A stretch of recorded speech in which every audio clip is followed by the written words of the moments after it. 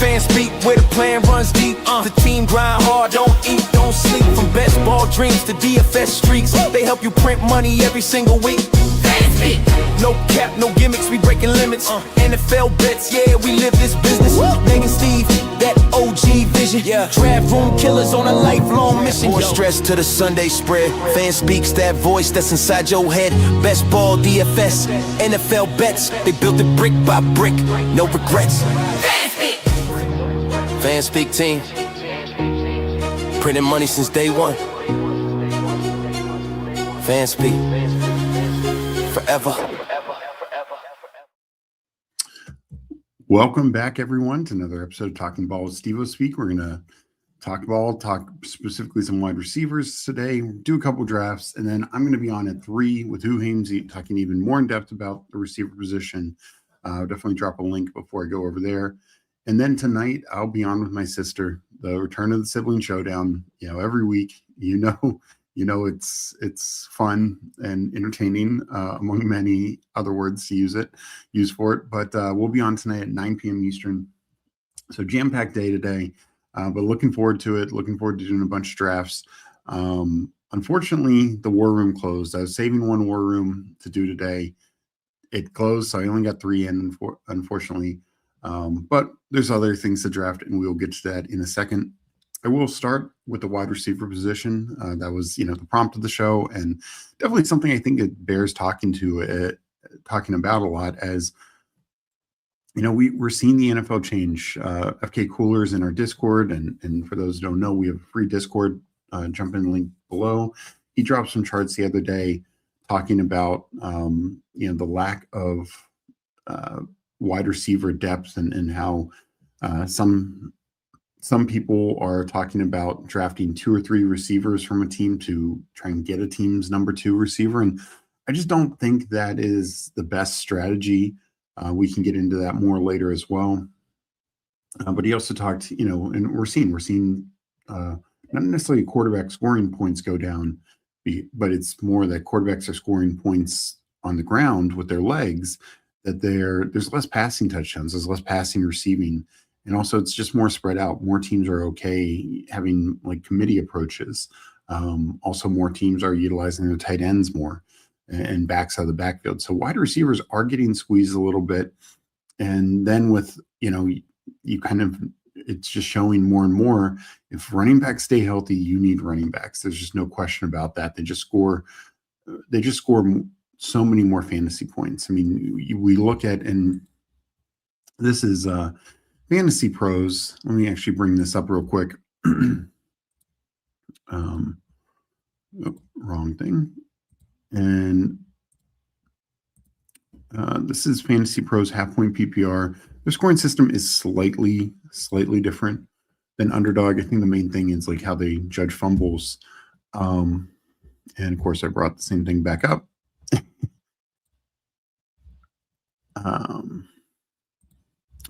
Give me 1 second. And yeah, this is wide receiver scoring.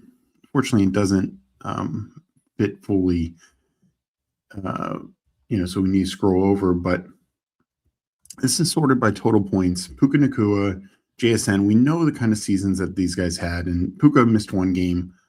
Let me scroll down. Oh my God.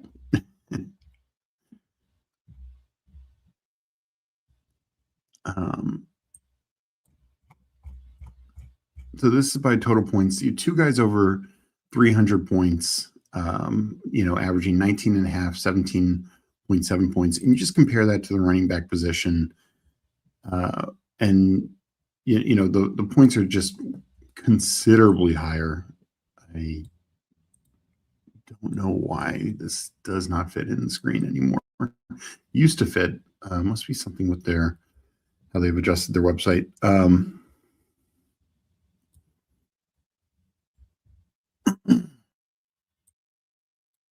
And, you just look at running backs, and at 365, 339, 331, these 328, these total raw points are just so much higher. And then the points per game are as well, 21.5, 20, 19.5, 19.3, 18.1. So that's 5 guys that had averaged more points per game than JSN. And JSN had a ridiculous season. James Cook was right there with him. And Derrick Henry not far behind. I mean, Derrick Henry is a guy we're getting in the mid to late second round.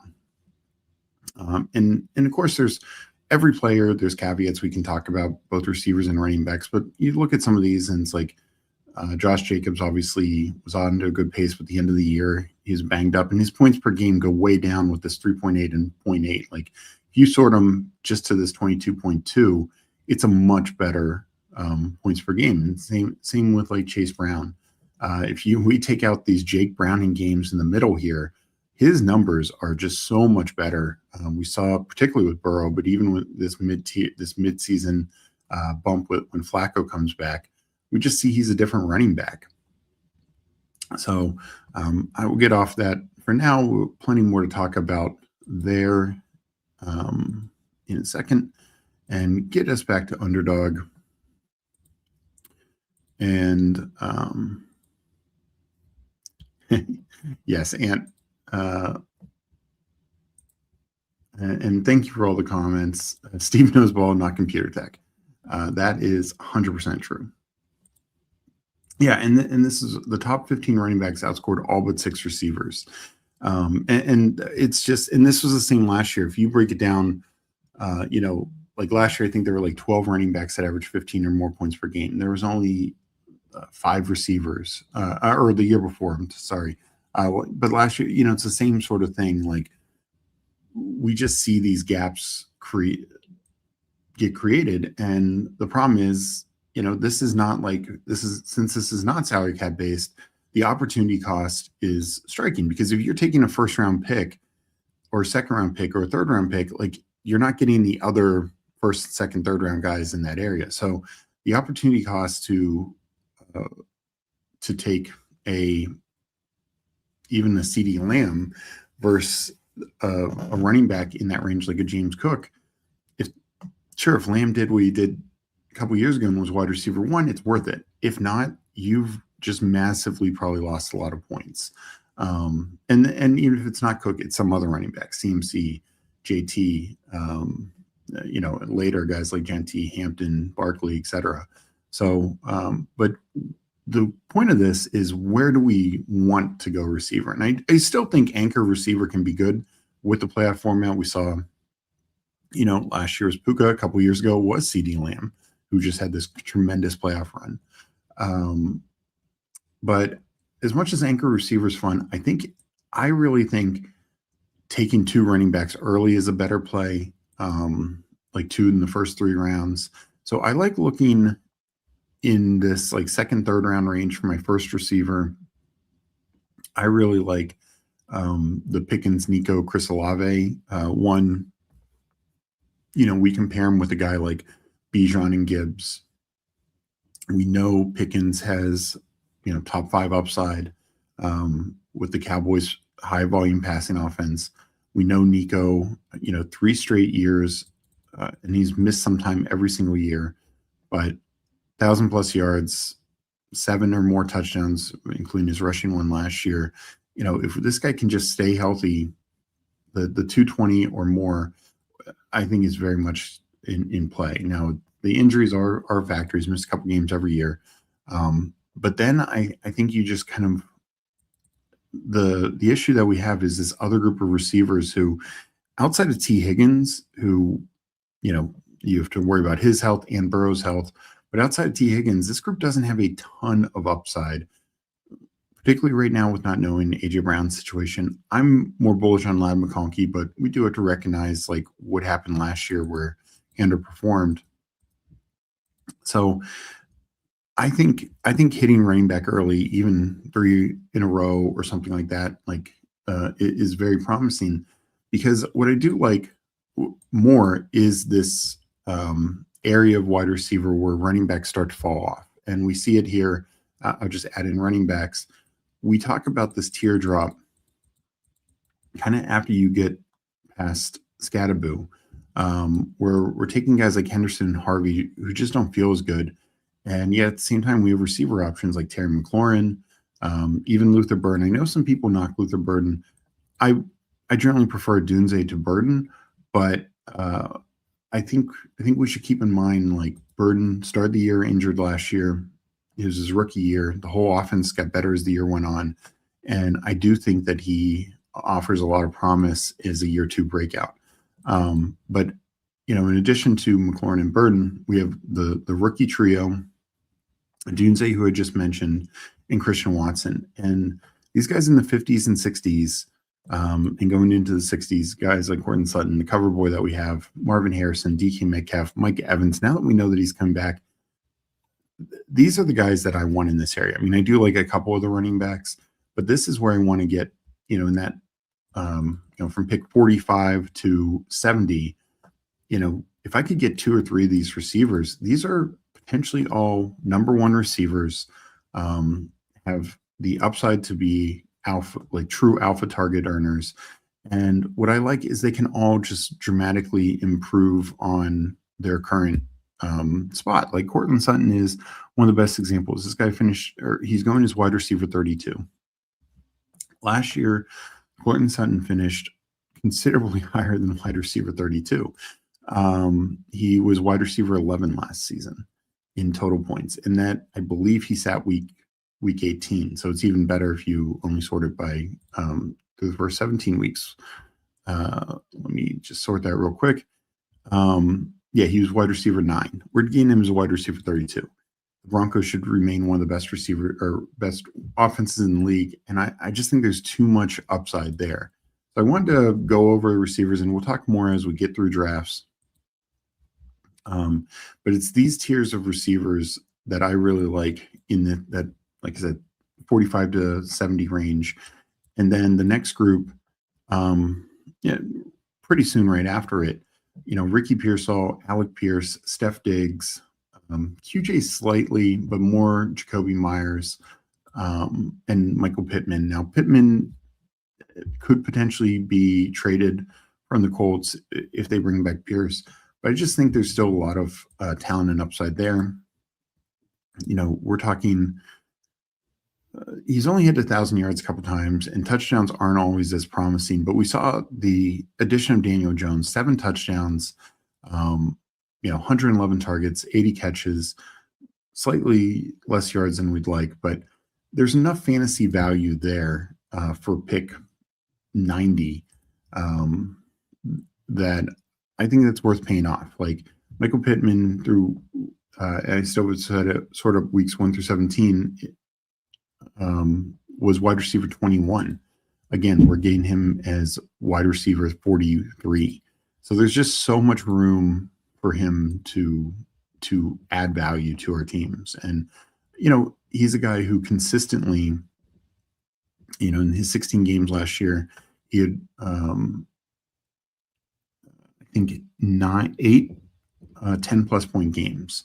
And of course, at the end of the year, he's dealing with Phillip Rivers. So that likely would have been 10, maybe 10 games. That's a lot. That's more than a lot of guys get. So let me hit up chat, and then we will get into some drafts. We got Mike Robb saying he's locked in today. We got Aiden jumping in. Appreciate you guys. Disbanded with the dot. Hope you're doing well. Losimo GM. Good to see you as well. Sibling Showdown, always fun. Speaking of, my sister Meg checking in, and Huheim, so I mentioned earlier, I'll be jumping on his channel at 3. We're going to have a more specific focus talk on wide receivers, kind of wide receiver 2s and what it does to certain teams, wide receiver 1s, and just, I think, some of the gap between those teams as well. We got Jamie checking in. Jamie, of course, responsible for our theme song, intro song. Really appreciate it. As said before, Ant, I know ball, not tech. And yeah, slap it up. The top 15 running backs outscoring all 6 receivers. So that's why when we can get these, if you can in the first 2-3 rounds get 2 or 3 of those guys, and then go receiver. And not that I do it all the time. I actually like having a receiver in the first 3 rounds, but there are times where I want to go 3 straight running backs and just hammer that position. And then start hitting the guys that I've been talking about. With that logic, is it much more important to get a top 5 receiver like hero build? Yeah, I do think that's very viable. And now I'm still taking Bijan and Gibbs over those like truly elite receivers. The one problem with the first round is those running backs can just be massive league winners. And the point, if it's Puka, like what Puka did last year versus what CMC did last year, obviously CMC was better, but at least you can make the case it's close enough, right? But the problem is if a guy, his production slides a little bit or misses time, like CeeDee Lamb's point per game production was still fine, but him missing time ended up being a big factor. So then that gap just widened so much. So those running backs can be just true major separators. I mean, Jonathan Taylor, unfortunately the playoffs didn't work as well because of just how it panned out in terms of injury with Daniel Jones, but he was the second round pick you needed. He just absolutely dominated every other second round pick, and the Puka JT build looked really nice, but so did the CMC JT build, and I think in the first, it's still worthy to do hero wide receiver, but I definitely am much less interested in starting with 3 wide receivers for the first 5 rounds. I mean, I do that sometimes, but I think it's tougher, particularly right now. Things can change a little bit after we know all these running back landing spots, and can more properly value them. And somewhat to the same with the receivers as well. But I just feel like there's more value pockets right now for receivers in the 5th through 8th round, the 10th through 12th round, etc. And there are running backs in those positions. We get Steven WC checking in, GM everyone. Like for example, after Bijan, Gibbs hammer the top 5 receivers. Yeah. I mean and that's generally where I'm at. The one thing is JT could just dominate and smash all of them. Cook could do the same. McCaffrey could do the same. So I still want decent shares of those, but I do agree. Like I'm not going to be pulling up second round running backs into the first round. As much as I like guys like Genty, Hampton, Barkley, Henry, I just don't think it's worth pulling them up over those receivers just because I'm going to get enough of them in the second round. Good JT Teams DLZ. Great content, brother. Appreciate that. Paul, I know, is different. He says, this year is the 0 RBs bros dream, hero running back 2. Been loving the start, 6 wide receiver and stop builds. Everyone is grabbing additional quarterbacks and tight ends too. So I do think, like always, there's always a way to still do 0 RB. And that is, like, if you start 6 wide receivers and just stop, it can be viable. You're going like 8 running backs then, and if you get a couple things to break your way, then I think there's a viable way that it works. But I do think you have to be very smart and sharp. And I know Paul is when he does it, because we've reviewed some of these teams where you're getting the right types of running backs, getting guys who are just purely handcuffs or have very limited standalone value. I think are thinner plays for that kind of build.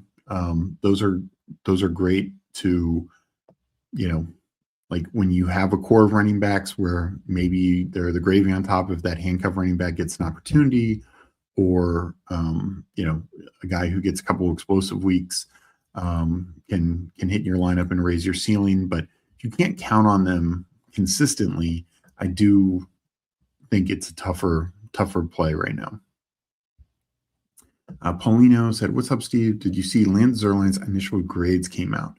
So I've seen some of his reports, but I haven't seen all of them. I haven't seen a full list of the grades, so maybe I'll look that up. And we got Hulk Smash Potatoes checking in, saying, "Hey, let me jump into a draft and maybe I'll peruse Lance Zierlein's initial grades. I saw some people talking about a couple guys. So I do want to see that. I do appreciate all the work that he does, for NFL.com with all their combine reports and stuff. So let me jump into a big board and we'll keep talking about this. Are we entering in 10 seconds? Entering in 10, 9, 8, 7, 6, 5, 4, 3, 2, 1, enter. All right, NFL.com. Guessing that's where I'll find it. And see mocks. Where's Lance Zerline? Initial grade. So draft is starting.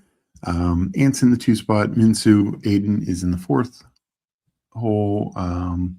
Legion's in the 9. Sweetleaf, who I know was in Huheem's chat last night. So if you're in here, good to see you again. Losimo is in the 12th spot. I got the 11th spot.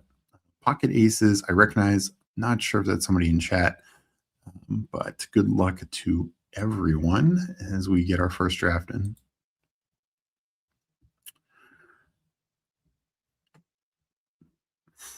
So one thing that, you're in the 3 hole. JT, nice. Well, thank you for joining, and yeah, appreciate it. The other reason I point this out is just because I feel like the receiver prices are just a little wrong. Like I pointing out guys like Sutton, and it's not like Sutton is a 1-year wonder where he's done this, or Pittman. Like they've routinely outplayed this price. Same with Mike Evans. I mean, Mike Evans, the injury last year, injuries was a factor, but this guy is Mr. Top 15 wide receiver, most years top 10, many years even higher than that. And he's going just so late in these drafts. Even earlier, a guy like Devontae Adams, another guy who's top 10 just about every year. He's going as, wide receiver 19. So I like guys where I'm getting potential value.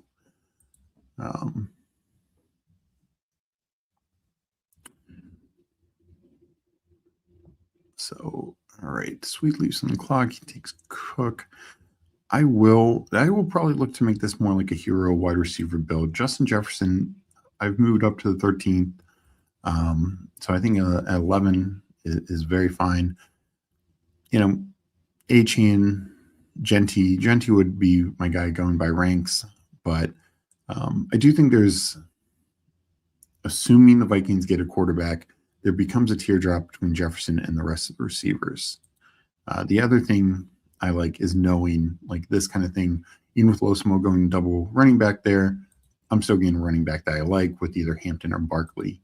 Where if I had gone the other way, taking Genty, Losimo takes Jefferson, I'm taking another running back, which is fine. But at this point, I'm not taking Neighbors or London at that like 13, 14, 15 area.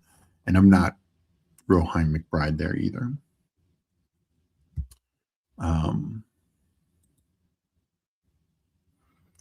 Mike Robb, as I mentioned, Evans and Devontae Adams, my olds.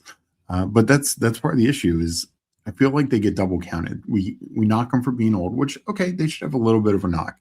I get that, but it seems like a pretty extreme, not like Adams had the same thing last year. He was, going as like wide receiver 18, 19 again last year, and even missing 3 games, absolutely dunked on that. Now, granted, those 3 games ended up being in the playoffs, but there's no guarantee that that's going to be the case again. Like Puka missed a game early in the year. Lamb missed time earlier in the year. Like time, it's not like a guarantee that time is always missed come playoff time. Even if a guy has more of an injury knock than others.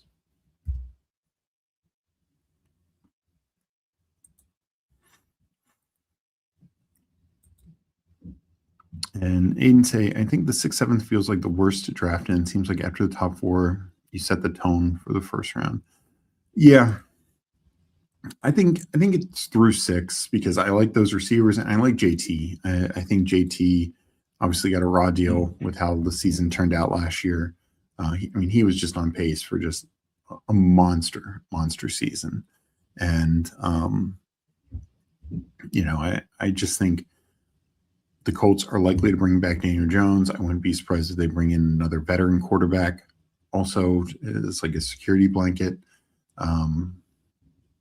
Yeah, whether it's they have Alec Pierce and Pittman or just one of them, they're going to be a good offense, and I expect JT to be the focal point again.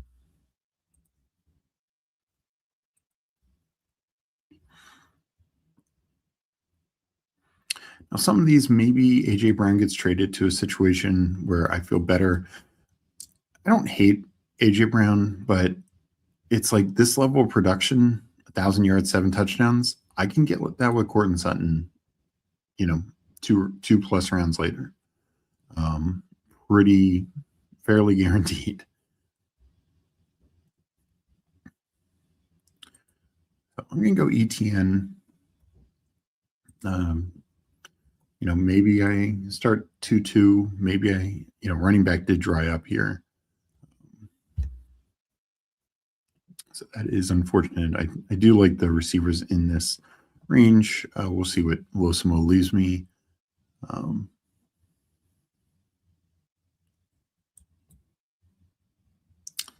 He takes the top 2 that I wanted, but that's fine. I will pull up Scatterbo. I don't have a ton of him.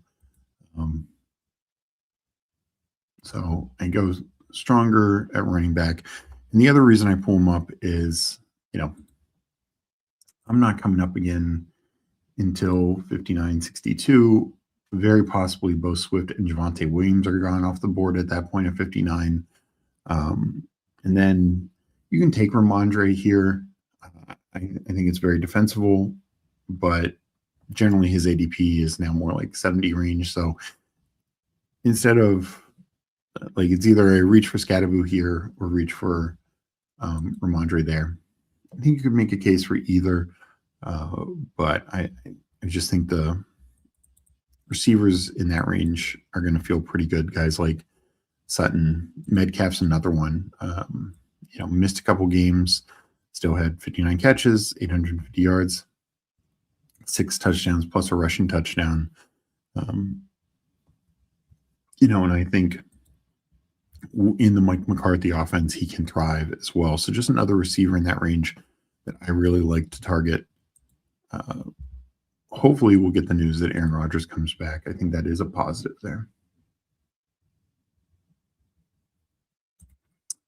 I got you with the 3 running back start. Steve, feels great so far. Nice. Steve, thoughts on the Bears moving to Indiana? Sorry, I know this has nothing to do with the big board. As a lifelong Bears fan, I would disown them if they left Illinois. Yeah, I mean, that is I've heard the rumors, and I know even Iowa was talking about something, and Iowa at least made sense from a standpoint they have no team. My bigger concern, I wonder what the Colts feel about this. With the Bears potentially going to Indiana. I know it's not the site isn't super close to Indianapolis, at least from what I understand. I will say I don't know that area really well, but it just feels like, and now eventually I could get either Javonte or Swift back. You know what? I'm going to take DeAndre Swift. I'm going to go very heavy RB build in this. I think Swift is just massively mispriced. So this could be a 5 running back team, probably almost assuredly. And I'm going to feel pretty good about this running back room of Hampton, Etienne, Scatterbo, and Swift.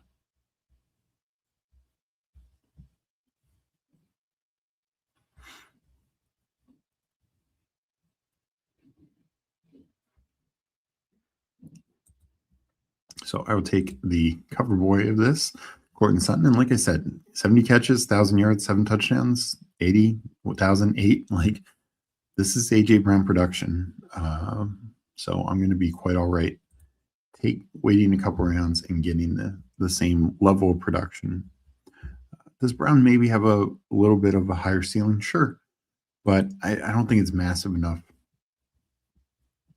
Huheim says it's like a 3 or 4 hours from Indianapolis to where the site is.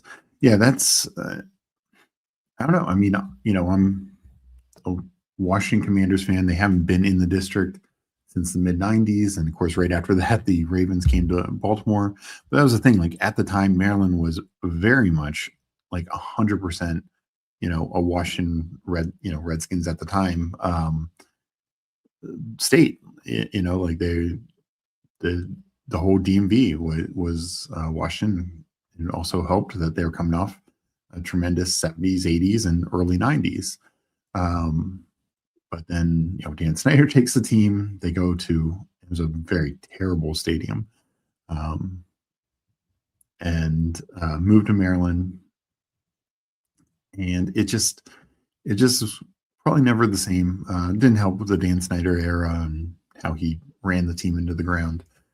So, yeah, and the other tough thing is, of course, Soldier Field. I know it's old, and they've renovated it once. Seriously, it's also an iconic field, and the Chicago Bears have just been so iconic. So even if they move out of the city but stay in Illinois, is I guess would be the more likely option than them staying in the actual city. I could understand it. You have multiple teams who obviously have to do that. But yeah,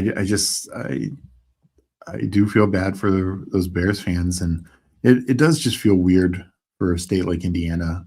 And I know they're roughly the same size as Maryland to have two teams, but in Illinois not to have a team in the state. Yeah, we'll see if something gets done. I don't know. I feel bad for Bears fans, and to me, it doesn't look great. But yeah, I don't know all the ins and outs of that.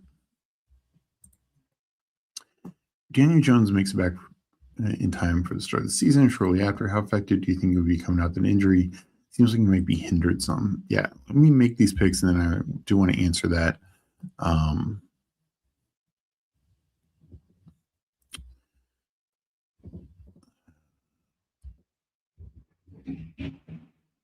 Let me take Jackson Dart. I like Dart in this range. There's some backstack options. I already have Scattaboo, so have team correlation. I do want to pull up, grab a receiver here if I can. I don't love QJ's price, so I think I'm going to go Myers. I'm higher in Diggs, but I already have a good chunk of him. Let me get Myers.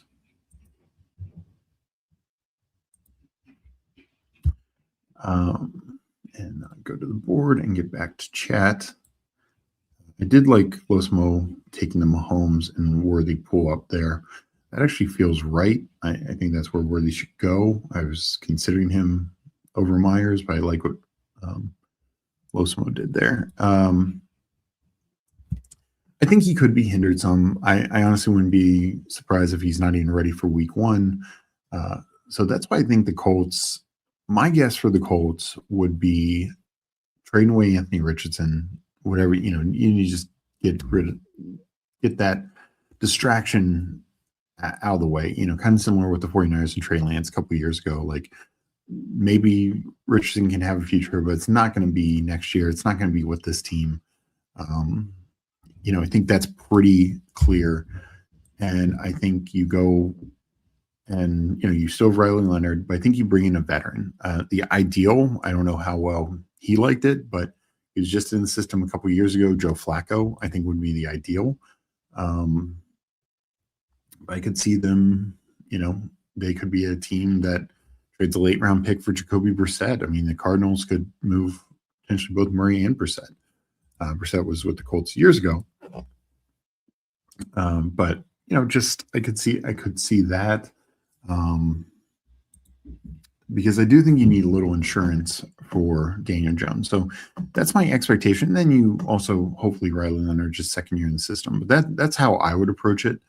Whether they will or not is very up for debate. But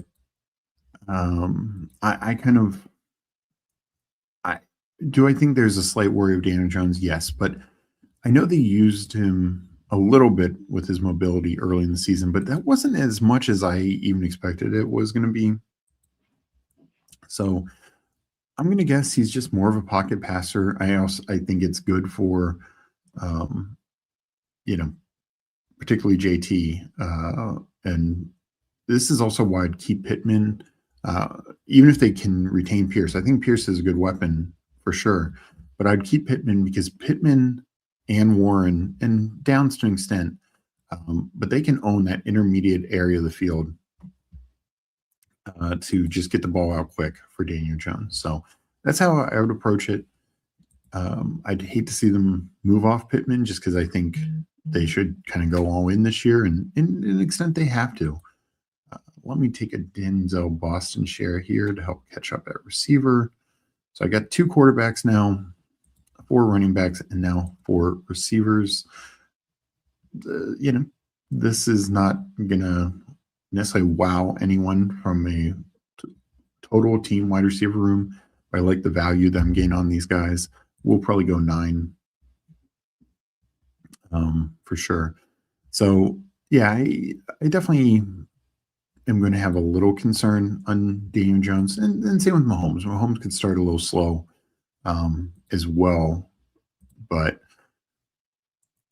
I'm not going to totally ding him or the offense because of it.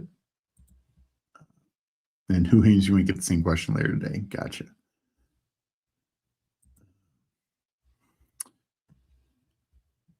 Yeah, Kansas City is another one who could be moving teams. I prefer the Bears to leave so we don't get unfairly taxed on the stadium. Yeah, that's always the issue. Yeah, they have something to do with quarterback. I think they do, but I still think they're in a better situation than a lot of these teams because I think Daniel Jones is the most likely guy back. I think you'd have a lot of veterans who would be fine to take on that role, to even knowing Flacco is the ultimate of that, but I think there's quite a few veterans who wouldn't mind a shot to be on this team, to be coached with Sirianni, or not Sirianni. Why am I blanking on the name? With the Colts coaching staff. And, this offense, any way you look at it, whether it's Pierce, whether it's Pittman, there's so many weapons on it. They have a good offensive line. I think they're in a good situation compared to some of these teams like the Dolphins or the Jets. And it's like you're trying to recruit quarterbacks, particularly the Jets, who the coach might be done in a year. That's why I just don't see them like Malik Willis wanting to go there. I think that would be, if I was his agent, I'd steer him away from the Jets because you don't know who the coach is going to be a year from now.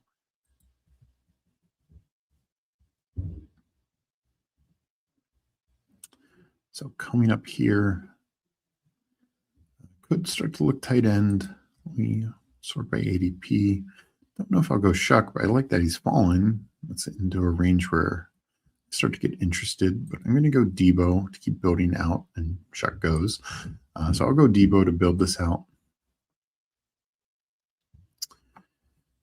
And seeing it 2-4-5-0.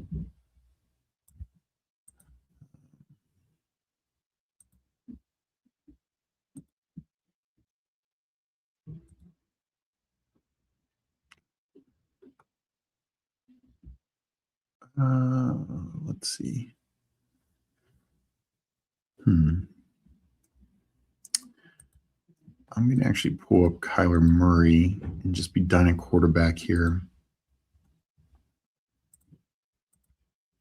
Do you want to get a 5th running back? If I'm stopping at 5, relatively soon. I obviously hit it very hard early, but I don't want my, 5th to be a total total dart throw. So it does thin out here. We'll see if something gets back to me that I feel at least decent enough about. Got Best Ball Cabal jumping in. Good afternoon. Hope you're doing well. A 1081 build. Oh, I need to take a look at this.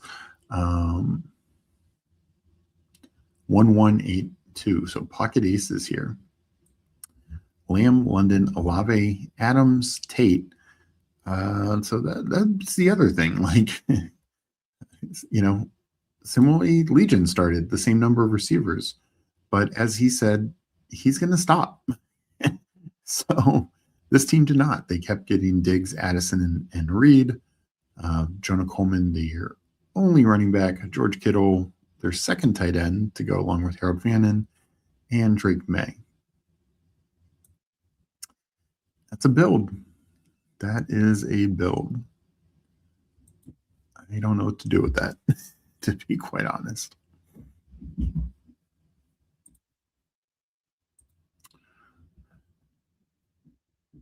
All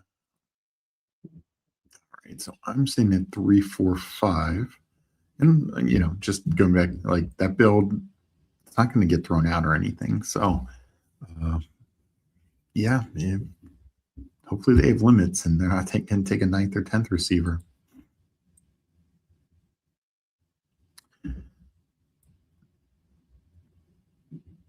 So I've been more taking like Kyler and even Malik Willis as a third quarterback in this, late 130s to 140 range. I think they both end up going up after signing. I want pieces of them now. I'm going to take Sean Tucker. So I feel like I can be done at running back at that point. There's obviously chances the Bucs bring in somebody else, but I think Tucker is going to be their clear number 2 and like touchdown hunter. So I think there's some standalone value there, and I'll feel good about him being my fit.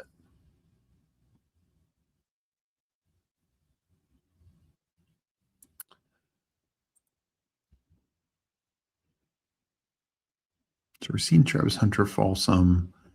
I'm going to go Mark Andrews at tight end as my first tight end. Can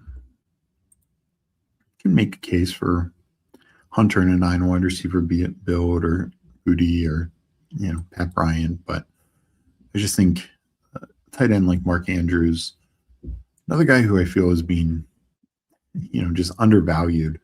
Yes, coming off a down year, but, prior to that was a top 6 or 7 tight end basically every year of his career, many years top 3. It's just going to come down to touchdown variance for him. If he gets, and with Likely and Charlie Kohler both probably gone, I like that for his upside. If he gets 7 to 10 touchdowns, which seems very much in his wheelhouse, he's going to massively outperform that ADP.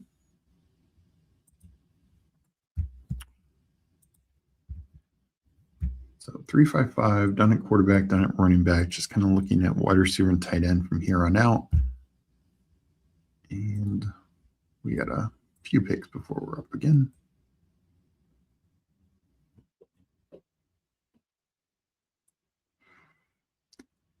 Yeah.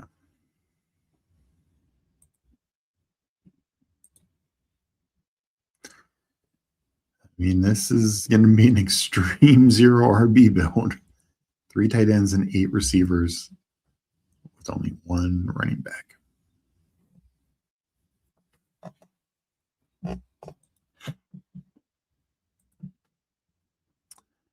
So we got Ant at 1653. We got JT in the 3 spot at 2481. Aiden Minsu here in the 4 at 3461. Legion at 2561.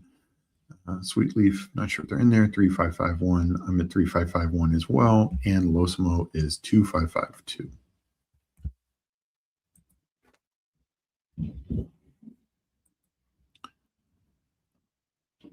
It's hoping Theo Johnson would come back. He's a guy who just doesn't seem to fall past his ADP. He always seems to go right around his ADP.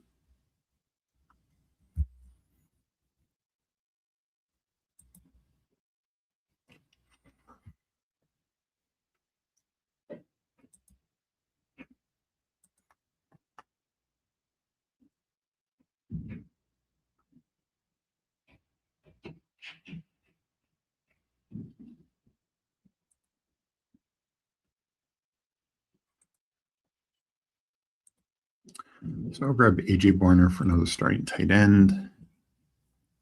Probably hit up a receiver here. A lot of names here that I like.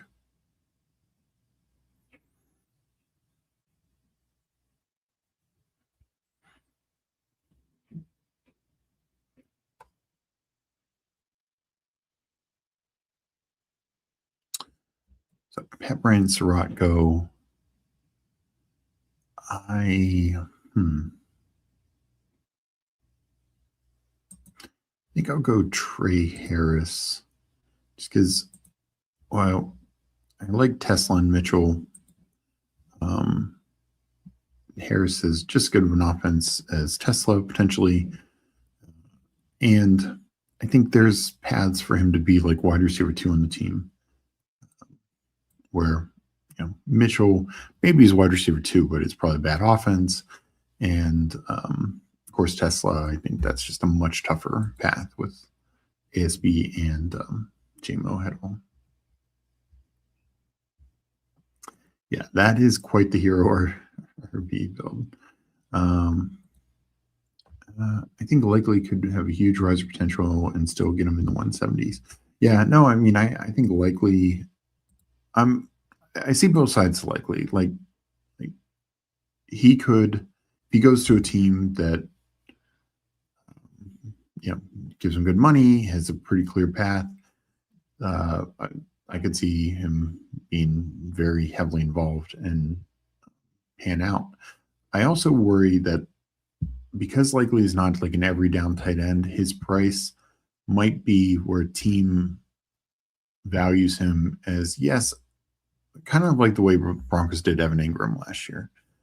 That would be the concern. And where unfortunately the Broncos never envisioned Ingram as an every down guy.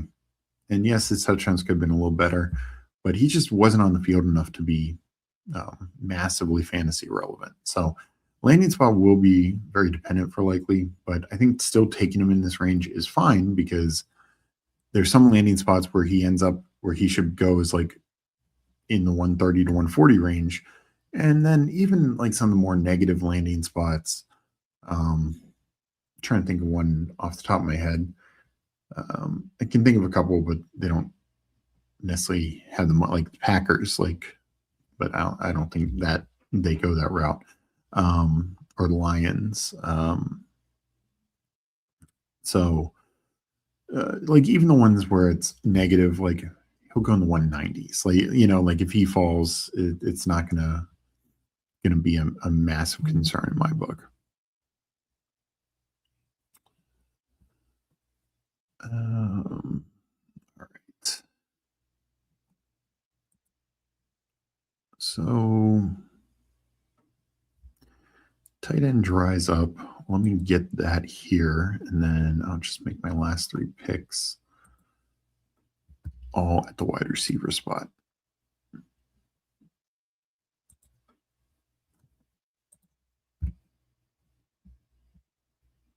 Yeah, like that's a perfect landing spot that's positive for him.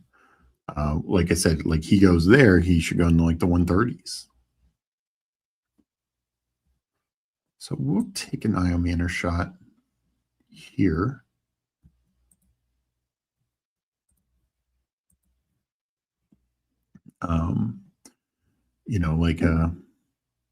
Honestly, the true negative situation would be like the 49ers.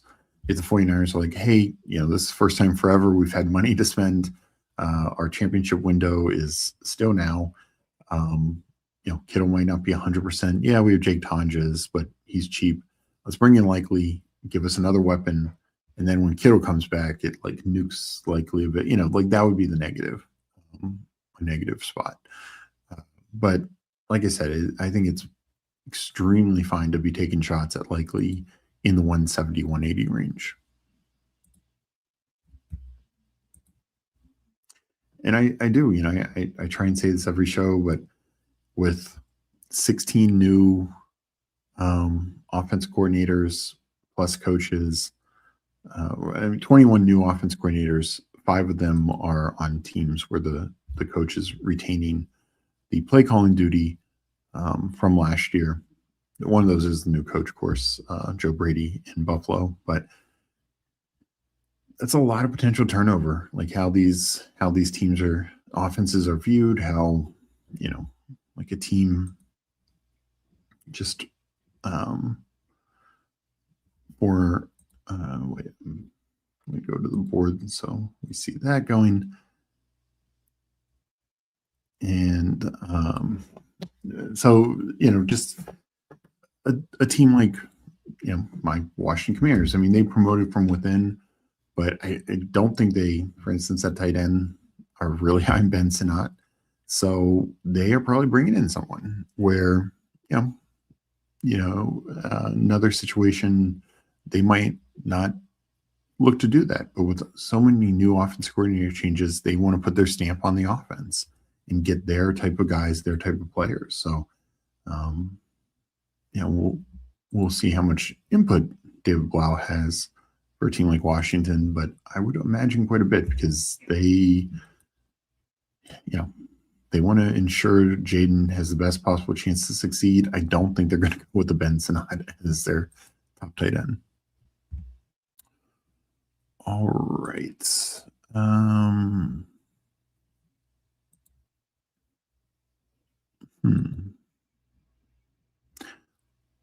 The 9 wide receiver build, I will take a Keenan Allen shot because, just the situation, if he signs anywhere, it's just so much extra value. And I feel like I have enough at receiver to overcome any concerns. So debating, do I go rookie here, second year guy, or a little bit more established?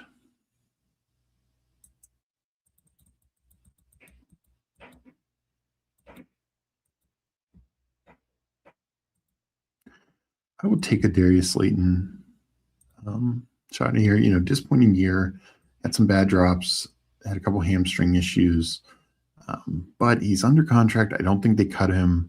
They might be bringing in a receiver to help replace Wandale. But still, with Jackson Dart, I don't mind tacking on Slayton there. So I end up 3-5-9-3, Dart, Bo Nix, Kyler Murray. A lot of rushing upside in that trio as well. Hampton, Etienne, Scadaboo, Swift, Sean Tucker went running back heavy early and was able to stop at 5. Justin Jefferson, Cortland Sutton, Jacoby Myers, Denzel Boston, Deebo Samuel.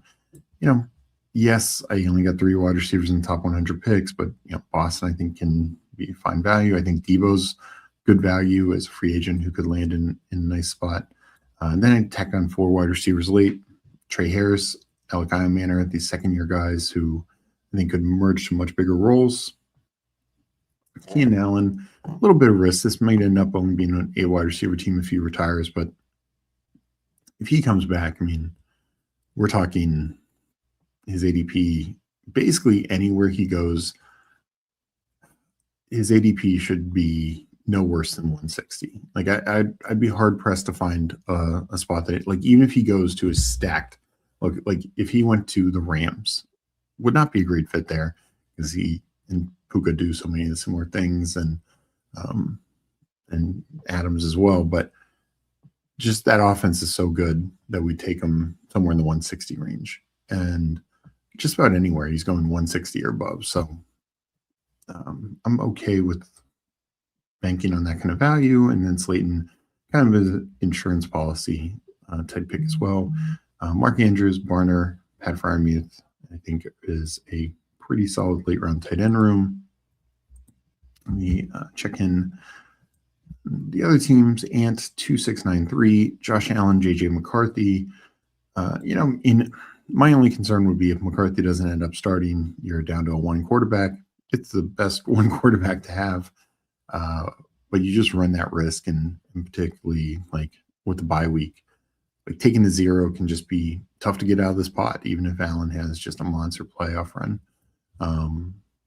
So that'd be the only concern there. But Jacobs, Harvey, Ramondre, Kyle Monangai, Jordan Mason, Braylon Allen, pretty, I don't love the Harvey price. I wish he was going more in like the 60s, but good piece of an offense. Still overall a decent running back room.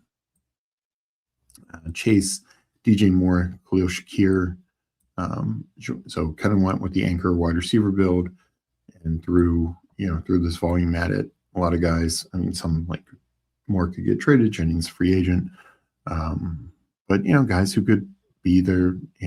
Just have some spike weeks like Mitchell or Marvin Mims, but just taking a lot of upside shots to fill out the room. Loveland, Warren, and Strange, in very strong tight end room. Tremendous value on Strange as well. I think the 133 is good value. Being him at 143, I think it's fantastic. We'll, given the investment, probably will need some, flex plays at the tight end spot, but that is a room that could do it for sure. JT was in the 3 spot, 3693 or 92. Lamar, Penix, Field, so kind of similar, like went elite and then has 2 options to fill out. Penix, to me, has a little bit better shot than JJ McCarthy to start at least most of the year. But, there's just some risk there. Justin Fields, we'll see where he ends up. Could offer nice fantasy upside if he somehow gets a starting shot. McCaffrey, Henry, Kyron Williams, so super strong. Running back room, handcuffed with the Rams, and Corum has some standalone ability as well. Handcuffed with Keaton Mitchell, so actually handcuffed all 3 rooms. Just saying I want the 49ers, Ravens, and Rams rushing offenses. That makes sense. And I do like that Corum has some standalone value as well. Then, so weighted at receiver, again, throwing some volume at it. Watson, Washington, Parker Washington, Alec Pierce, Higgins, Romeo Doubs, Rashid Shaheed, Calvin Ridley, Tank Dell, Cooper Kupp. So, a lot of free agents in this, and I think there's some upside here. There's a lot of uncertainty in Pierce, in Doubs, in Shaheed. Calvin Ridley probably getting cut as well. I think particularly Pierce, Doubs, and Shaheed, I think they are going to go have just so many options to go to landing spots where they can pay off their price tag. Pierce, to me, it's kind of shocking. It's either he's back at the Colts or he's going to have a very robust market. Either way, I think he should go higher in drafts. And then you have some veterans in here, or like lotto tickets at Tank Dell. And then tight end Kyle Pitts. Love that he keeps falling because now it's really starting to feel like a value. And then TJ Hawkinson at 190. That feels like a value also, even with him most likely getting cut. We have Aiden here at the 4 spot, 3773. Caleb, Jared Goff, Bryce Young, Jahmyr Gibbs, Chase Brown, Kenneth Walker, 3 running backs early, and took 4 others. Tyron Tracy, I think, is a solid click in that range. Manuel Wilson, Rashard Smith, Adam Randall. So just throwing some extra volume at it as well. Really mainly relying on top 3, but those are 3 guys who could absolutely smash. Zay Flowers, Luther Burden, Michael Wilson, Jalen Coker, Josh Downs, Jalen McMillan, Isaac Tesla. So I think a solid balance of like kind of established and upside plays here. And some of these could end up in better spots. Like if Mike Evans leaves, then I think Jalen McMillan's a nice value. If Pierce or Pittman were to leave, I think Josh Downs' value goes up a little bit. So Luther Burden, another one. Like right now, it feels kind of tough. But if DJ Moore's traded, this is why I like Burden and Dunze, because I think both their prices get better in that case. And then Laporta, likely, as you mentioned in chat, and Michael Mayer. Hopefully he gets traded. Would make a lot of sense to trade him. We'll see if they end up doing that. Legion goes 3773. Baker, Love, Aaron Rodgers. So assuming Rodgers is back, that's 3 starting quarterbacks. And Rodgers had been moving up, so getting him at 225 is a nice price. He likes doing the more zero RB approach, and this is a reasonable way to do it. I mean, Rico Dowdle should very likely get a starting role somewhere. Remains to be seen where. J.K. Dobbins should get a solid role either back with the Broncos or somewhere else. James Conner, whether he stays or goes, should have a good role. Aaron Jones, similar, like the lesser version of James Conner. Either he stays with a solid role or goes somewhere and with plenty of potential to get a good role. 2 rookie shots here late, and then Devin Neal, second-year back, who, depending on what the Saints do, could end up with a decent role. Like he said, he takes these receivers early. He did tack on, Chris Bell, like the ultimate lotto ticket, coming off the injury. And this is the type of team to tack Chris Bell on, because you don't need to count on him early on with Amonra, Nico, T-Mac, Terry, Mike Evans, DK Metcalf. So he started early and then still took some of those receivers like Metcalf, Evans, Evans, and McLaurin, who I think are undervalued. And then tight end Tucker Kraft, and then 2 later, Dalton Schultz, I think remains one of the better tight end values, and then Colby Parkinson. And then finally, Losimo, Burrow, Mahomes. Like I mentioned, I really like that Mahomes price and the Mahomes worthy combo. Achane, Genty, so like double anchor running back, and then just one with 3 others. My only concern would be, Benson coming off some injuries. Zach Charbonnet almost assuredly isn't ready to start the year. So particularly if like both Achane and Genty were to have early buys, you could run into a situation where, you might only have like Achane and Rashard White available. That'd be the only concern. Like I only kind of like taking Charbonnet in more robust running back build, like in deeper running back builds, but I think there's just some extra risk there. But you do have the 2 double anchors to hopefully they can get you through. Receiver room ends up being pretty strong with Higgins, McConkey, Jordan Tyson, Xavier Worthing, Michael Pittman, Pat Bryant, Elijah Surratt, and then just taking these rookie shots here.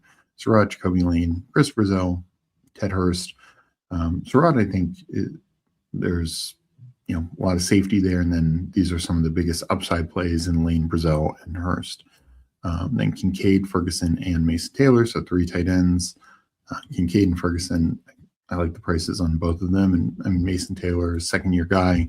Hopefully the Colts get an actual quarterback, or the Jets get an actual quarterback this year. Let's jump into another draft, because I do need to get out of here at 3 to go to Huheim's stream. So I'm going to jump in right now and hit up chat. Entering in 10 seconds, and in 10, 9, 8, 7, 6, 5, 4, 3, 2, 1, enter.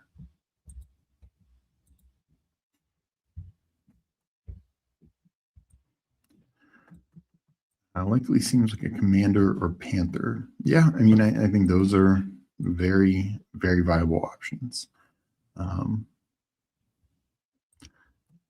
He wanted to go 8th running back. Positional limits, yep. Yeah, and I do that too, where I just start my guy and then think I'm going to get him, but forget about the positional limits. I want to see where Wan'Dale lands, because he had 1 less catch this year in 2020, 2024, but had 315 more yards, so he seemed to show he can play well in multiple spots. Yeah, Wan'Dale's a tough one for me. Let me take a drink. I think he's much more landing spot dependent than any of the other free agent receivers, even guys like Dobbs or Shaheed or any of those guys. He was used much more vertically this year than he ever has in his career before. But I just don't know if every team's going to view him that way and feel like they can get the most out of him. I think going back to Dable was interesting, but of course, DK does a lot of the same things and works in the slot as well. So we will see. We have Losimo, Sweet Leaf, not sure if they're in here. Pocket Aces again, FK, Aiden at the 7 spot, JT at the 8, Deal Me In at 9, and I'm at the 10 spot.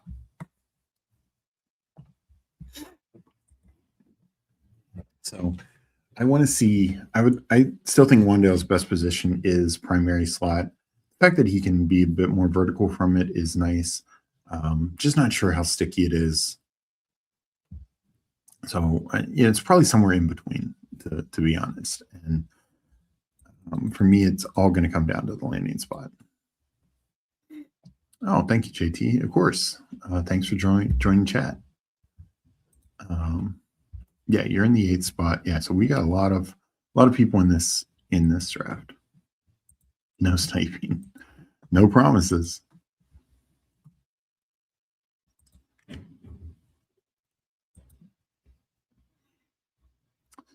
So FK point up H-hand to 6. Definitely don't see that too often. Wondering if he's just looking for a different combo build.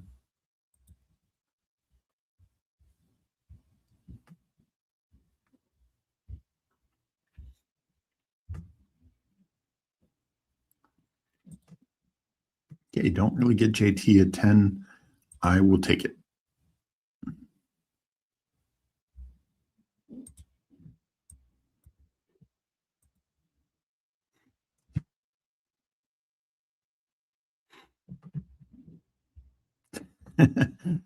Steve is Navy SEAL level sniper. I do what I do.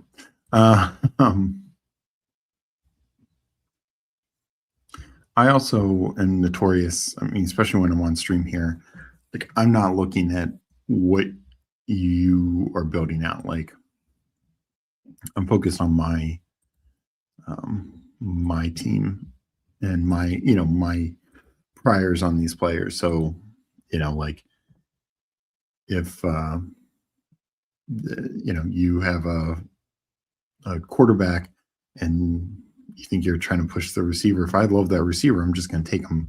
It's not even like from a sniping standpoint. It's just I'm focused on trying to make, yes, I want various combos, but making my team the best possible.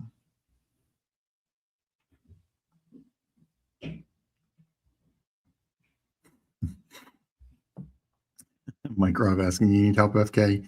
Draft Zane 2nd round, we will send help. Yeah, 6 through 9 or 10. I'm treating a bit interchangeably for now. We'll manage exposures later if needed. Gotcha. 5 is checking in. I faded Wandale past few years because I thought he was Demario Douglas and useless for UD. But this year, pretty bullish at age 25, want to be an ascending free agent. Yeah, and that's a positive. He's one of the youngest free agents in this class. So, I just feel like I wanted to see a coach that is going to utilize him correctly, because this does become the issue. For instance, a guy like Josh Downs, like in every advanced metric, Josh Downs performs exceedingly well. But the Colts, Shane Steichen, sorry, I forgot his name earlier, Steichen and the Colts and company, they view him essentially exclusively as a slot receiver. Maybe that would change if Pittman were to be cut / traded. But even when Pittman missed time last year or Pierce missed a game, Downs maybe gets an extra target or two, but they would bring in first Mitchell and then Ashton Doolin. Like they are just very committed to viewing him as a slot only guy, and on a team that then went out and drafted a tight end. Now the tight ends are more involved and they're utilizing more 2 tight end sets. So hopefully Wandale doesn't go I want to see the contract, but I want to see also the coaching philosophy.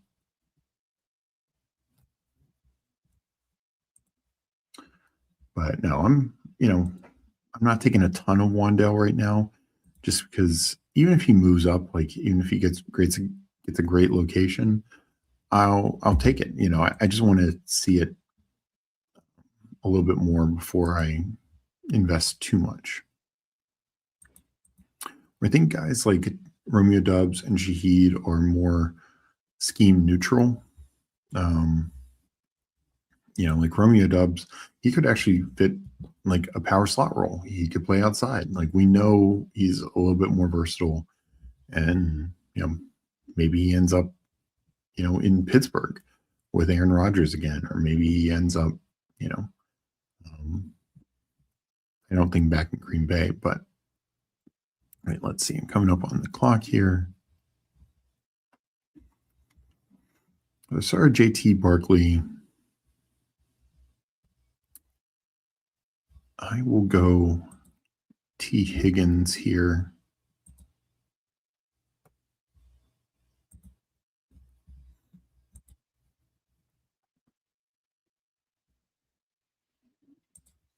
Wide receiver, running backs flying out the board might be my first 4 wide receiver start of the year.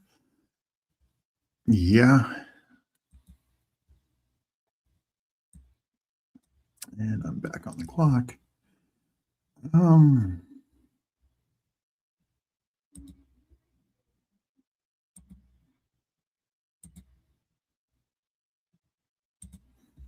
Good Devontae Adams. I can't quit Adams. He's just too good of a touchdown maker. He's just in too good of a passing offense, high volume passing offense, as we saw last year. Even if I don't expect Stafford to throw 46 touchdowns again, he's very likely to be double-digit touchdowns. And at this price, I just think we're returning more than enough value.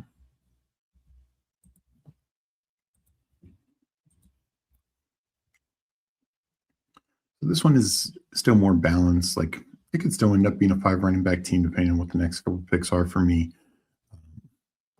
It could be a 7 running back team if I really waited for my next running back. Most likely, it's the standard 6 RB team.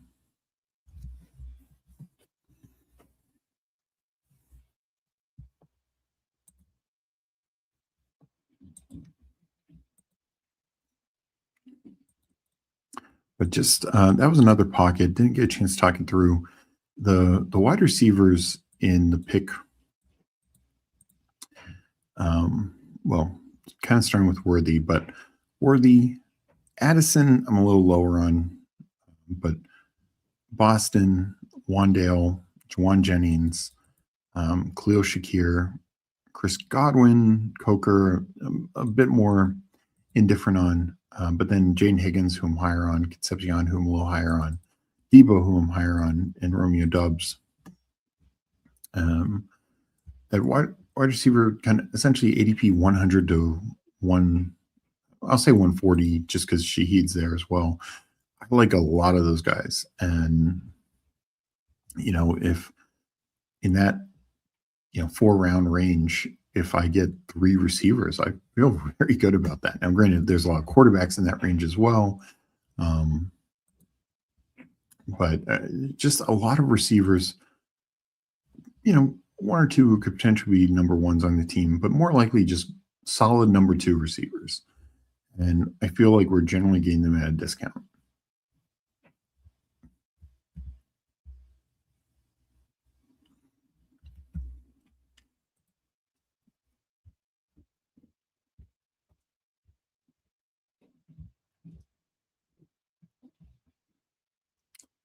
So let's see here.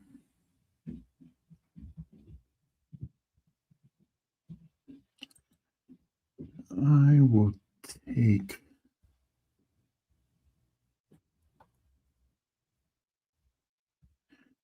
Swift.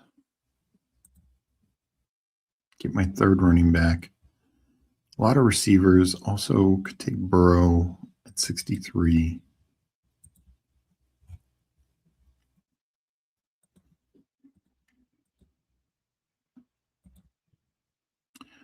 But really fine with any of these receivers as well.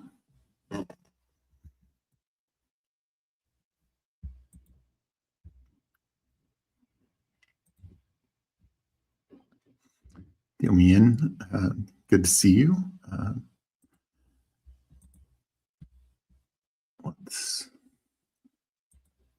You are at a 3-2 build yourself. So Burrow goes. Didn't expect that.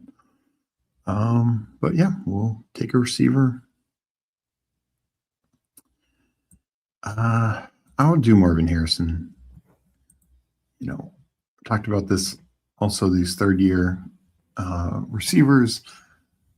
They've all taken a major hit in ADP from a year ago because they all failed a year ago. But it's very likely some are going to succeed this year. A lot of them are in pretty good spots. Even with Michael Wilson, I think Marvin Harrison can be the one on the team. And, I would not be surprised if LaFleur can unlock him. We've just, the Shanahan tree gets a lot of hype about how they do with the running backs, which makes a lot of sense. And this goes back to Mike Shanahan, but they also do pretty damn well with receivers. Obviously we've seen the San Francisco receivers from Kyle, McVay with, Robert Woods and Kupp and, now Puka, and we're not even talking first round talents from that group of guys. I think we've just seen others. Mike McDaniel, I think, is really good for receivers. We've seen both, LaFleur, his brother with the Packers, like obviously Devontae Adams, who he inherited, but I think has really developed Christian Watson. I think developed Romeo Doubs. Like there's just been a pretty solid, tree for these guys. And, it's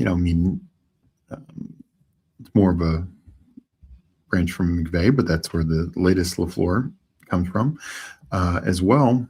But, Kevin O'Connell, like what he's done with the Vikings receivers. Of course, yes, he's inheriting Justin Jefferson, but these guys, the point being is they know how to get the most out of these guys. We saw the pace with Zach Robinson and Drake London, Liam Cohen, what he did with Tampa 2 years ago, and obviously Jacksonville last year. So I actually feel really good about Marvin Harrison. The more I think about LaFleur, I want to know who the quarterback will be. But I just feel I wouldn't be surprised if he ends up being somebody who probably should have gone where he went last year in drafts, and that's like third, fourth round, just when it's all said and done.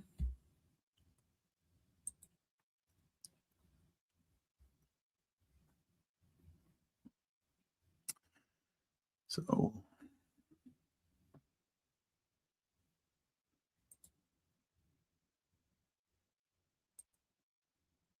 I would just take a quarterback. I like the fallen Caleb. I have DeAndre Swift.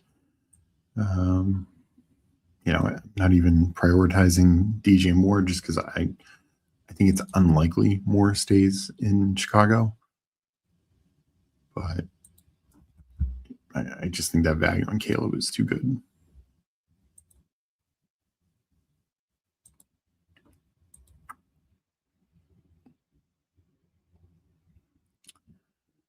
Do I take a second quarterback? Here's the question.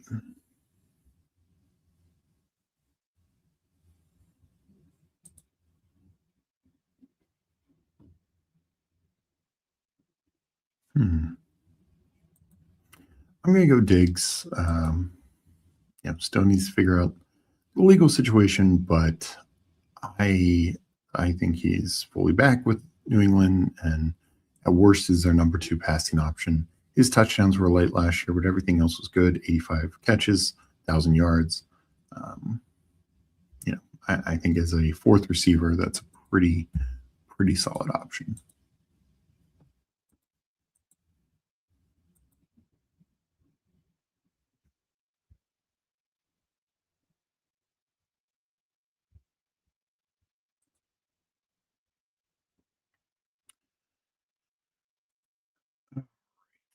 Go back to the board.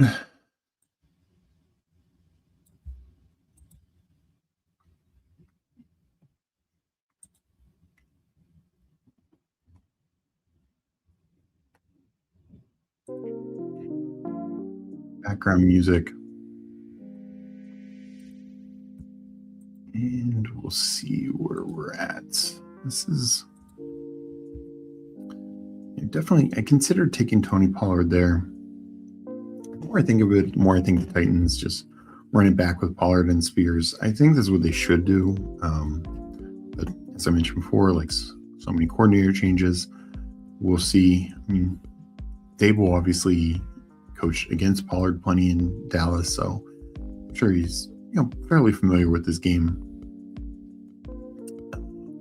Pollard was not the issue last year for Tennessee. In fact, he was one of the few guys who produced at or around an expected level. His touchdowns were down because the team was so bad, but I expect the team to be better this year. So I like JT getting Pollard there. I think, while he doesn't have the same certainty at the running back position as, like guys like Swift or guys taken earlier, we're still talking about a 1,000-yard back. And yes, they can save some money by cutting him, but they don't have to. So I think they'd only cut him if they are going to sign like an ETN or a Breece Hall. And that just assumes that those guys end up being available. They could very well be back with their teams. Would you cut him to sign Javonte Williams or Rico Dowdle and essentially for the same price? I don't know. Like, you can make the case those guys are a little better, but I don't think it's like a locked and loaded sort of thing.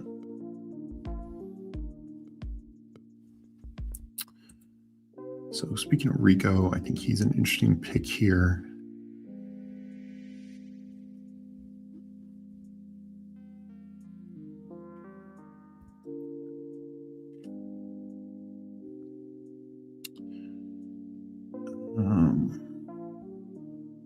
I'm going to take Rico. I think he lands as a starter somewhere. So sitting at 144. Definitely would consider Wandale at 111. That's essentially right where I have him. Of course, always like Denzel Boston. Guys like Shakir.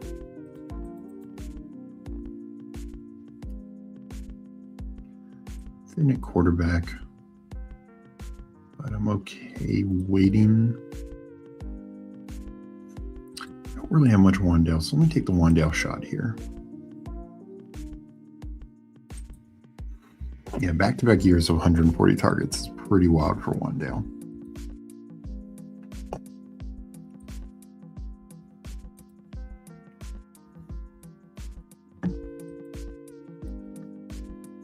I mentioned that this is a range I really like receivers. I didn't mention Jalen Reed earlier, but I think he's fine. Just a lot of guys I feel are just have real paths to return value. Like guys like Reed, Godwin are healthy. They can be more than wide receiver 50. So just a nice value pocket to me overall. And Debo, I don't understand why are we down on Debo? Like, he's a free agent. He's definitely going to sign. He was productive last year. He finished as, wide receiver 25 through weeks 1 through 17. Plenty of places that end up at better situations because, yes, Terry McLaurin missed a lot of time last year.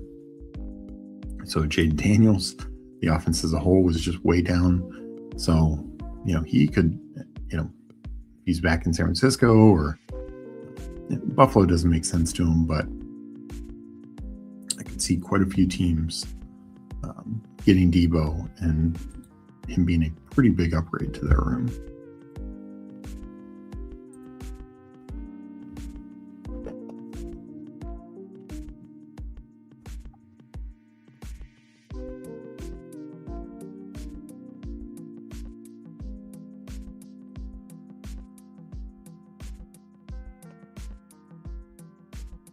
Do you need to start thinking about quarterback? Matthew Golden's one guy. I'm okay buying some, but I do like Watson and Reed better. So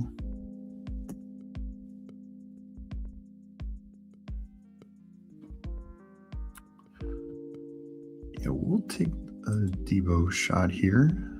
Build up this receiver room a little bit better.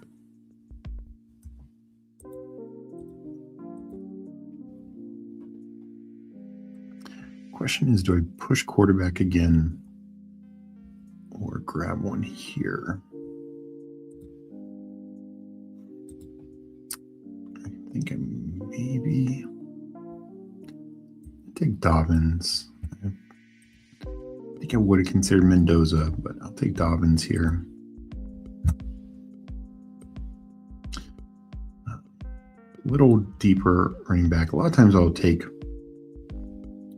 3, 4, and then the last couple are really late. So I wanted a little bit more certainty. Still will probably go 6 in this build, but don't have a ton of Dobbins right now. Yeah, that's how I feel. It feels like free money in the 130s. Just so many paths where he's going to increase his value. Hard to see many landing spots where he wouldn't. On cloud 9, knowing I got all my major stacks in this draft, thank God. That is tough to do right now.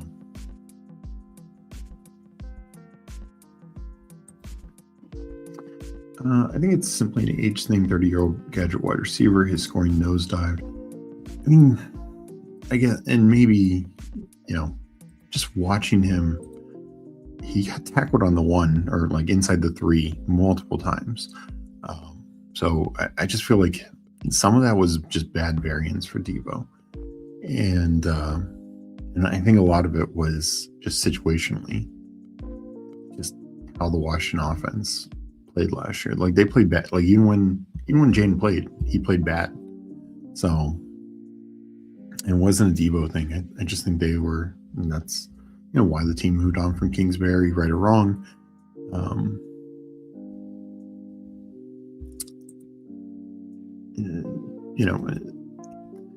I don't think he played bad. Like, yeah, is he the receiver? Is he going to be a top 5 receiver like he was 4 years ago, whatever it was? No. But, he's going as like wide receiver 50. Can he be wide receiver 20 again? Yeah. 25 like last year, definitely. 30, sure. That's just kind of how I see it. And that was, wide receiver 25. That was total points. That wasn't even points per game. And he missed some time in there.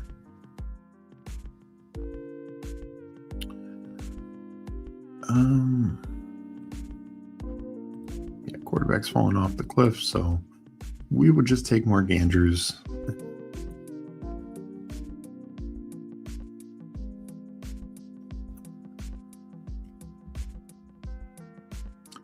Not great. I think you might wrap up running back with another one of these guys in this range.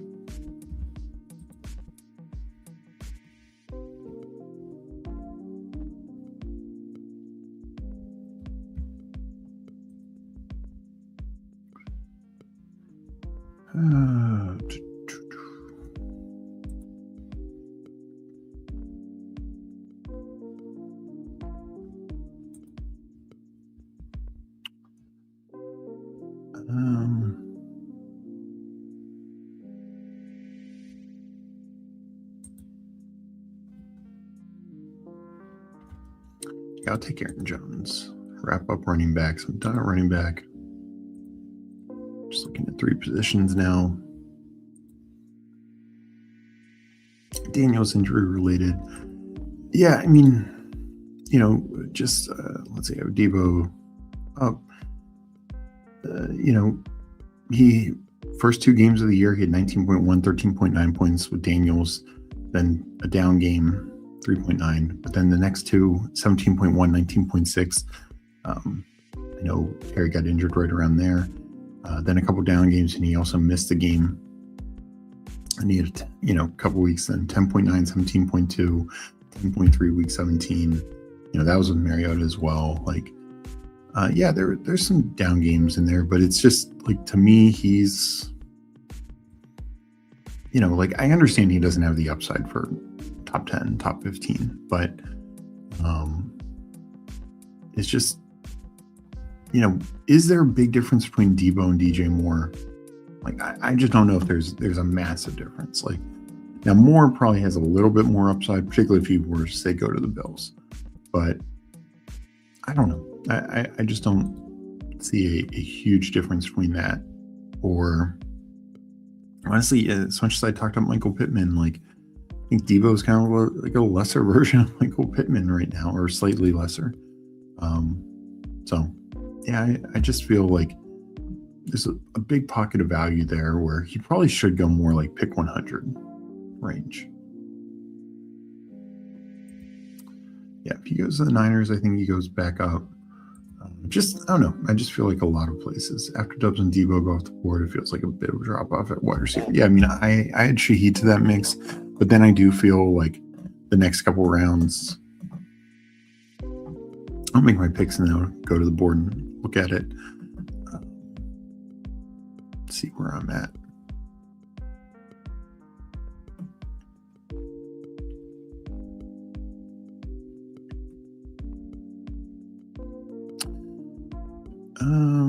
I think I'll take Njoku. I do worry, I mean, older, coming off an injury and all that, but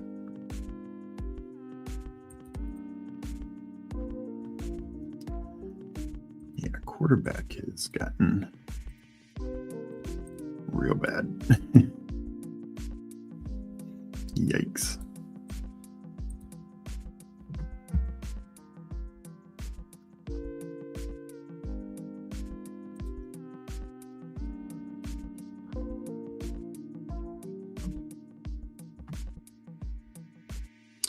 So I'm just going to pull up Aaron Rodgers.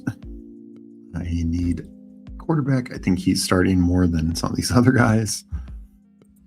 So yeah, let me look at the board, because that is a range that I definitely agree. I'm not a fan. Like, I'm not a fan of Ayuk. Dubs, I'm okay. Not a fan of Tyreek. Golden, Hunter, Pat Bryant.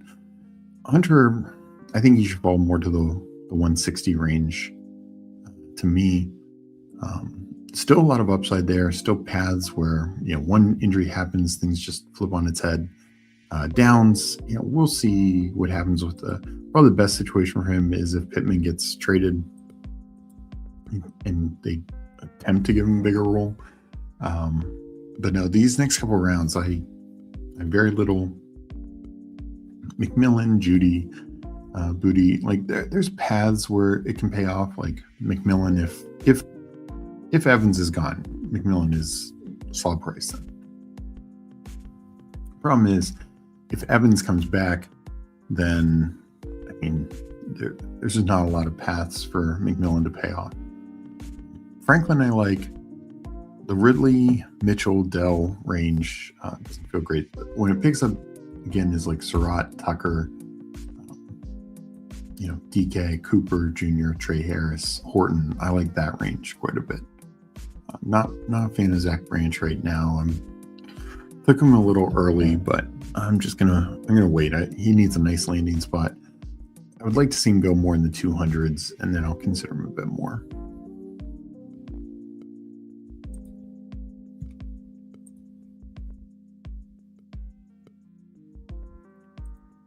Get Fancy Jog checking in, 23rd like. Shouldn't Geno be rated somewhat higher? Yeah, I think, if you're looking at quarterbacks here, Geno could be starting ahead of Brissett, Tua, because he's easier to cut. And if you're, say, the Vikings, I think Kirk Cousins is probably probably Kyler and Kirk Cousins are your top choices. But if those don't work out for whatever reason, Geno probably is your choice above Tua, above Probably above Marcus Mariota. Probably even above Jacoby Brissett. So it just stands out at quarterback. I mean, a couple of weeks from now, we'll have a better understanding of, is Shedeur going to have a real chance to start? Is Cousins going to start? I'm going to take Cousins here just because I feel like I need guys. I need bodies. And I'm okay with where my receiver room is by taking Debo as my 6.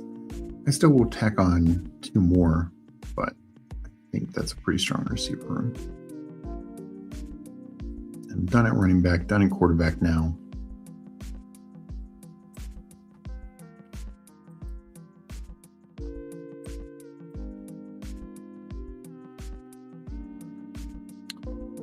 I will go Mason Taylor.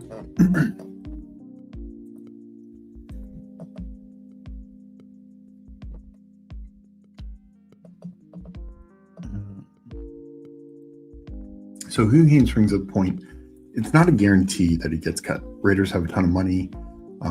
They've already paid him a chunk, and they could just see him as a very valuable backup. At the same time, I just don't know if you want the distraction. I think Geno's probably a good teammate from what I've heard and understood, but I just don't know if you want the distraction. And you still can save a pretty good chunk of money. You'll sign some other veteran to be a backup. I just think you let, it's probably Geno's last or second to last year. Let him have a shot to start. It's probably the thing you do. I just would imagine that's the way they go. But yeah, there's a chance they could keep him. I guess what I'd say is, like Jacoby Brissett, we're treating Jacoby Brissett as a guaranteed starter next year. I think that's probably wrong. Are there paths where he could start with the Cardinals? Are there paths where he could start somewhere else? Absolutely. But I think he's far from a guaranteed starter. Geno, I think, has a better chance of being cut, which then gives him an opportunity to find his best role. Where Jacoby Brissett is either stuck on the Cardinals, and if they decide they have a better quarterback plan, Malik Willis, another veteran that they feel better in a trade, and Jacoby Brissett's not starting. Or they could trade Jacoby Brissett as well, but it could be to a team who just values his cheap backup contract. So I just think that deserves consideration. But yeah, I mean, all these guys at the end here, when it's a game of musical chairs, and when the music stops, some of these quarterbacks are just simply not going to have starting jobs. It could be Mariota, it could be Tua, it could be Brissett, it could be Geno.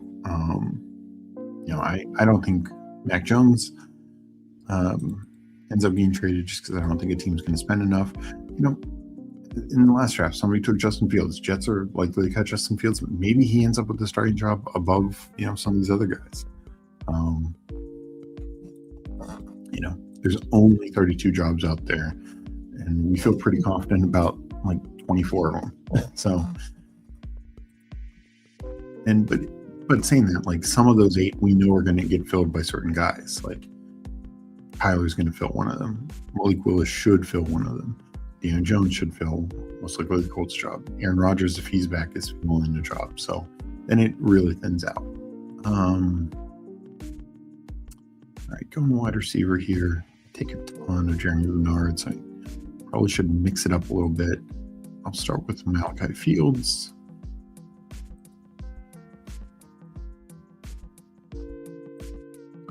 It's a role on the best ball roster for sure, but the market values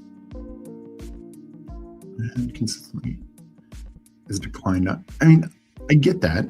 I guess what I'm arguing, or not arguing, it's just making the point of he's basically outproduced his current value every single year. So, and even last year when he dealt with injuries, when the team was a mess, when the team's starting quarterback, I mean, the last couple of games of the year is Josh Johnson. Josh Johnson. It wasn't even Mariota. So, last year was like not everything going wrong. Obviously he's dealt with more injuries in the past, but a lot of things went wrong, and he still well cleared that value. We'll take a Mims shot. Marvin Mims. So I feel the risk is overly baked into the price. Like, I'm not saying there's no risk. I'm not saying, and again, I'm not saying he's going to be top 5, top 10, but I just think it's one of those, like, we're doubly counting. I think similar to like Diggs last year, and kind of the same Diggs as this year. It's like we're waiting for this age cliff to happen.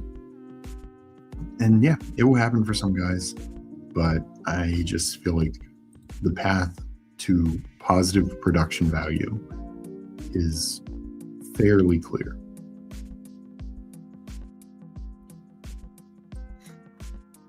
No, I agree with this. Like, if Geno signed somewhere outside of the Vikings, Vikings are the one spot that I think anyone could rise up. But yeah, I mean, Geno could sign with the Browns. Geno could sign. Steelers would be interesting, though. I think he'd be like 5th on their pecking order of quarterback options. But of course, the DK Metcalf connection. I don't see Geno going back to the Jets, so that would be some full circle bullshit right there. But let's say Geno goes to the Dolphins. Yeah, am I going to be, beside myself wanting to get Geno? No, of course not. But yeah, he could start a fair number of games next year for them and be a pretty good, reasonable option in that time. So yeah, I don't think his ADP is going to rise a crazy amount, but it will be higher than Jacoby Brissett and a few of these other guys. All right, I finished up this draft 3683. Caleb, Rodgers, Kirk Cousins. So very thin at quarterback. Got value on Caleb, which is nice, but then had to kind of reach for my other 2 quarterbacks just to get some semblance of a starting quarterback trio. And there was a chance Caleb's the only starter from this group. So not ideal, but hopefully the other 2 can get starting spots. JT, Saquon, DeAndre Swift, Rico Dowdle, J.K. Dobbins, and Aaron Jones. So invested a little bit more than I typically do in running back. Double anchor, one else in the top 6 rounds, and then 3 in that next kind of tier of guys. Like Rico, I think probably starts, but Dobbins and Jones are probably more in committee situations. Still really like where my receiver room's at. Higgins, Devontae Adams, Marvin Harrison, Steph Diggs can all be the ones on their team, or like the most elite 2s there are in Higgins and Adams. Higgins, I don't really think can be the one. I mean, Adams, before he got injured, had a chance to outscore Puka. That obviously changed once he got injured. But Marv, Diggs, and then Wandale and Tebow, and we'll see where they end up. Both are free agents, but I think can pay off these ADPs pretty well. Then took a rookie shot in Malachi Fields, and then finished off with Marvin Mims Jr. Tight end, Mark Andrews, David Njoku, Mason Taylor. Did mix it up. I don't have a ton of either Njoku or Taylor, so I wanted to get some new guys in the mix as well there. But overall, not a stacked up team by any stretch. So, maybe like a Wandale or Debo would go to Pittsburgh if that's where Aaron Rodgers ends up. Or like they drafted Malachi Fields. So maybe there's some shots at some correlation there. But yeah, not the highly stacked team. I'm not too worried about that, particularly in the big board. So overall, though, I need to get lucky at quarterback, but other than that, I think the other rooms are pretty strong. Losimo, 2-5-10-3. Drake May, Knicks. So took 2 earlier quarterbacks and got some really solid value on May. Henry, Jacob Scatterbo, then Woody Marks, James Conner. So stopped at 5. the three kind of like triple anchor, and then Woody and Connor, who could both have decent roles. Went anchor, receiver, then Chase, then Tate, Pearsall, Pittman, Denzel Boston, Troy Franklin, took a couple rookies in Branch and Lane, and then balanced out with Kyle Williams and Cooper Kupp. So nice little, like, really need Chase to go off, but that's what we'd expect. I like the couple first-round rookies in Tate and Boston, Ricky Pearsall and Pittman. We know the roles that they have. So, even though this looks like a lot of rookies, I think Tate and Boston are different types of rookies. I think they both can pay off those ADPs pretty well. Tight end room, Henry, Schultz, and Evan Ingram is part of the Bo Nix stat. FK goes 3-5-8-4. Love, Stroud, and McCarthy.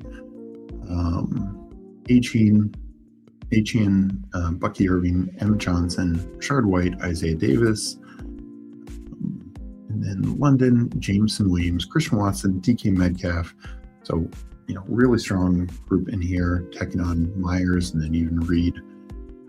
And then a couple late shots in Dell and Mooney. Kyle Pitts, Sadiq, TJ Hawkinson, and Cade Otton. So a lot of tight end, not overall capital, but with taking a tight end in the top 100 to still tack on three more is maybe a little surprising, but I think there's some value. I think Hawkinson is very undervalued. I think Otton is very undervalued. Sadiq is now getting to a value point that I like in the late 140s, 150 range. So same with Pitts. Like, it's terrible at pick 41, great in the late 80s and 90s. Got Aiden here, 3-8-6-3. So Hurts, Dart, Bryce Young. You mentioned it. He was going wide receiver early, and then he stopped. So got Javonte, Stevenson, Hubbard, Tracy, Mason, Keaton Mitchell, Emmanuel Wilson, Singleton. So, you need to throw volume at it. I think Javonte and Stevenson are a very reasonable start. Hubbard, right now it looks like him and Jonathan Brooks. Tracy, number 2. Mason could end up being the 1. Mitchell Wilson should be, the team's number 2. And then Singleton, nice late value. I mean, I've not seen Singleton fall to the 200s. I think that's really nice value for a guy who still could go third round in the NFL draft. His receivers, Amon-Ra, Neighbors, T-Mac, Devonta Smith, Jalen Coker, and Slayton. So you start 4 early, Coker in the middle, and then Slayton is a late throw in. Theo Johnson, Isaiah Likely, Jatavian Sanders. Yeah, I mean, late tight end.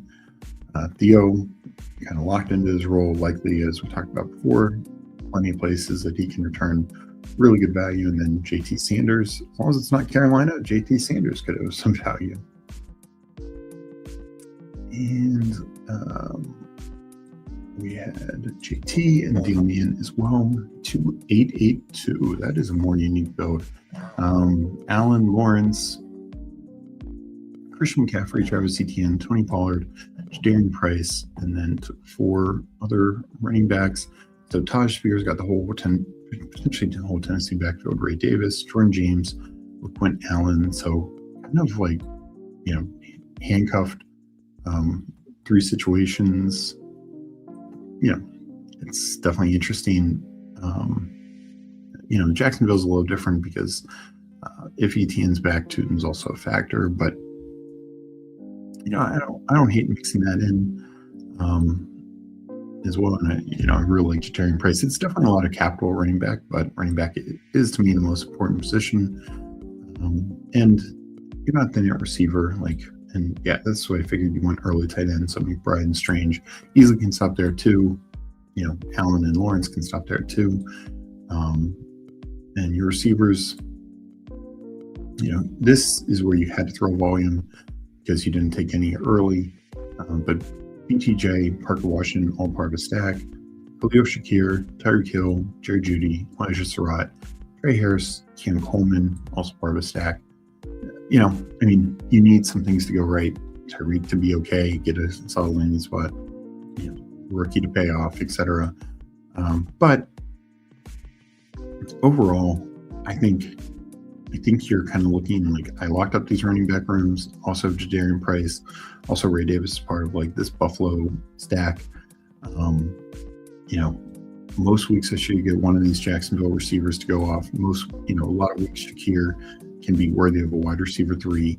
So it's like the rest of it, you're hoping to get a one wide receiver to spike each week for it to pay off. Yeah, I think it's reasonable. And even have, could really dominate tight end points as well. So I definitely see the path for that. And I like taking some unique build shots. It's not something I'd do a ton of, but I think you were able to kind of land the plane. Mahomes, Kyler, and Mac Jones. So 3683. Mac Jones, I personally don't see him starting somewhere. But maybe the 49ers get an offer they can't refuse. James Cook, Chase Brown, Trevion Henderson, JCM, Claiborne, Pacheco. Really love the top 2 backs. Henderson, love his upside, just don't love his price. Corey Krosky Merritt, what to see, like it could be a good value if Washington doesn't add a serious running back threat, or it could be he's more buried if they do. So bit of a risk, but when you Cook and Chase Brown, you can take some risks. Receiver room, Rashid Rice, Lemon, Evans, Quentin Johnston, Matthew Golden, Josh Downs, Jalen McMillan, Jalen Royals. So I like tacking on Royals with Rice. I think you might need some insurance there. And Royals does have the potential to fill that role. Overall, you just need some of these younger guys to hit, including the rookie Kai Lemon. So I think it's volatile in the sense of there's a lot of uncertainty in this receiver room, but there is at least a path forward. If Rice doesn't get suspended, QJ continues to ascend like he did last year. Maybe like Matthew Golden take a second-year lead, and then tight end room of Gadsden, Kelsey, Ferguson. Gadsden, I think, is a really, really nice value where he's going. I just really believe the Chargers offense can take off. And then, Kelsey, we're starting to see the dip go back. Pick 177 feels nice. So it's starting to correct back down, which is good. It still seems like there's a real chance he doesn't retire. And in that case, it's going to pay off quite nice. So I'm going to hit up chat, and then I'm going to jump. Let me drop the link for Huham's channel. I will be on there in a little under 10 minutes. And we'll be having a good receiver discussion there. But let me hit up chat first. Got Pepper Tony checking in. Hope you're doing well. Just wrapped up my second draft. We'll be going over to Huham's channel. Oh, you're in the 2 spot. Sorry. Let me... Michael Wave. Let me just read over that real quick.